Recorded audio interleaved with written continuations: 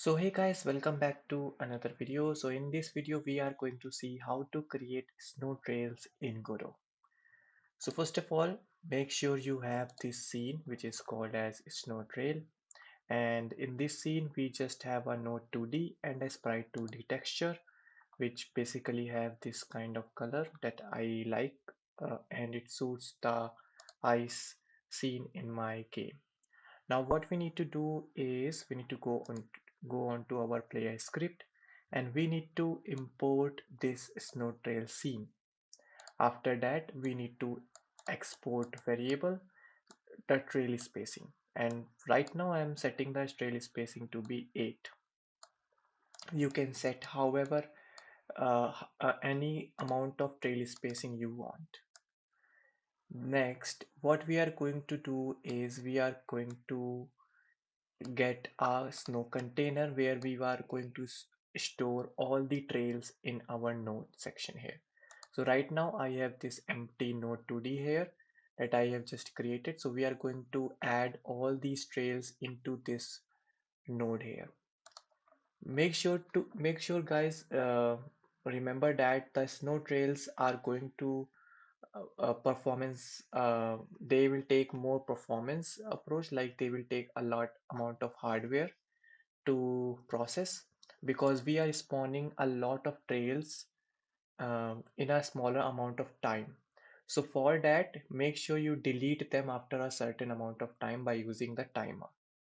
So let's see how I have um, implemented the snow trail approach here. So first of all, you can see I have these two things, which is one is tween that we all know, and the second is last trail position. So we are basically going to store the last trail position in this variable, which is a vector 2.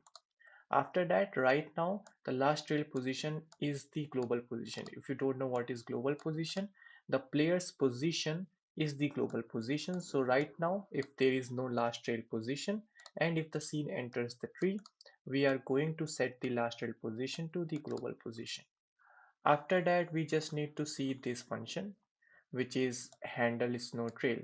So this handle snow trail function will basically handle all the trailing for us. So let's understand how this works. So I have this player here, and this is the snow trail. So first what we are going to do, we are going to calculate the distance between player and the last trail position. So let me just write it with a different color. So last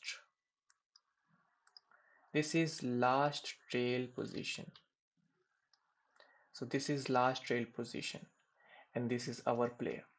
Now we need to calculate the distance between the trail position and the player. So we are going to do that by using global position, which is the player's position, and the last trail position. We are going to use the distance to method for this. After that, we are going to check if if this distance is greater than the trail spacing that we have already initialized on the top of the script, which is 8. So if this distance is greater than or equals to 8, then what we are going to do, we are going to calculate the steps. So how we are going to calculate these steps? We are basically going to divide this distance into 8 equal parts. So these 8 equal parts are the parts where we are going to spawn the snow trail sprite here. So right now you can see I'm just going to loop over all these steps and spawn the snow here. And right now you can see this is the spawn snow function here, which basically does nothing. It creates an instance of the snow trail that we have already preloaded, and then we are going to set the global position of the snow instance. And what is this position? Basically this is the current position of the player. So to the player to the last trail position is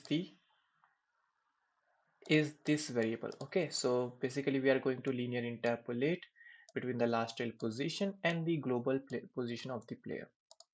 After that, we are just going to instantiate, so we just set up the position. After that, we are going to add a slight randomness so that we can get some more natural look, and we are going to rotate the sprite or scale the sprite randomly by few small decimal places so that we can get some varieties in the trails here. And after that, we are going to add our snow sprite in the snow container. That's it, guys. Thanks for watching. If you like this video, please do subscribe. The code is in the description. Thanks for watching.